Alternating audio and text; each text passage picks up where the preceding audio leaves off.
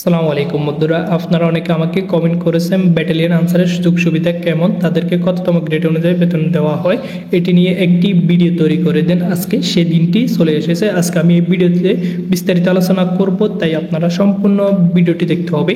আর সম্পূর্ণ ভিডিও নিয়ে আছে আমি রমজান আলী। আপনারা দেখতেছেন ফারুক অফিসিয়াল 1।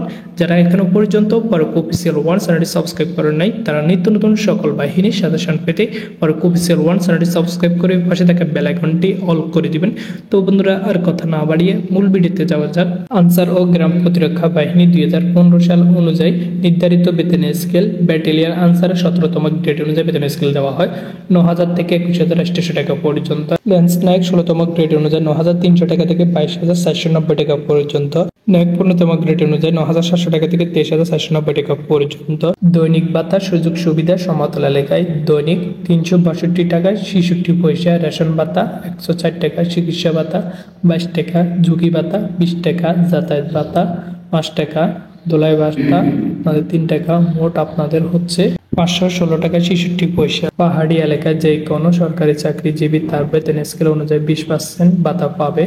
উৎসব ভাতা বেতনের স্কেলে সমান 2 বছরের 2টি উৎসব ভাতা পাবে। প্রশিক্ষণকালীন ভাতা দৈনিক 150 টাকা এবং বিনামূল্যে চিকিৎসার সুযোগ সুবিধা আপনাদেরকে প্রদান করা হবে। মৃত্যুজনিত কারণে ক্ষতিপূরণ বাংলাদেশ আনসার বাহিনীর সদস্য কর্মরত অবস্থায় মৃত্যুবরণ করলে তার পরিবারকে 5 লক্ষ টাকা এবং গুরুতর আহত হলে 2 লক্ষ টাকা আর্থিক অনুদান হিসাবে প্রদান করা হয়। চাকরির স্থায়ীকরণ চাকরির মেয়াদ 6 বছর পূর্ণ হলে প্রচলিত নিয়ম অনুসারে পূর্ব যথাযথ কর্তৃপক্ষের অনুধাবন সাপেক্ষে চাকরি স্থায়ী করতে পারবেন। পেনশন ও অবসর নতুন বেতন স্কেলে একজন কর্মরত কর্মচারী চাকরি প্রথম 5 বছর পূর্ণ হলে পেনশন পাবে 21% হারে। চাকরির বয়স 21 বছর পূর্ণ হলে 75%, 22 বছর পূর্ণ হলে 79%, 23 বছর পূর্ণ হলে 83%, 24 বছর পূর্ণ হলে 27%, 25 বছর পূর্ণ হলে 90% হারে পেনশন পাবে। তো বন্ধুরা, আশা করি বুঝতে পারছেন ব্যাটালিয়ন আনসারের সুযোগ সুবিধা এবং তাদের ভাতা কিরকম প্রদান করা হয়। এটি নিয়ে আমি A to Z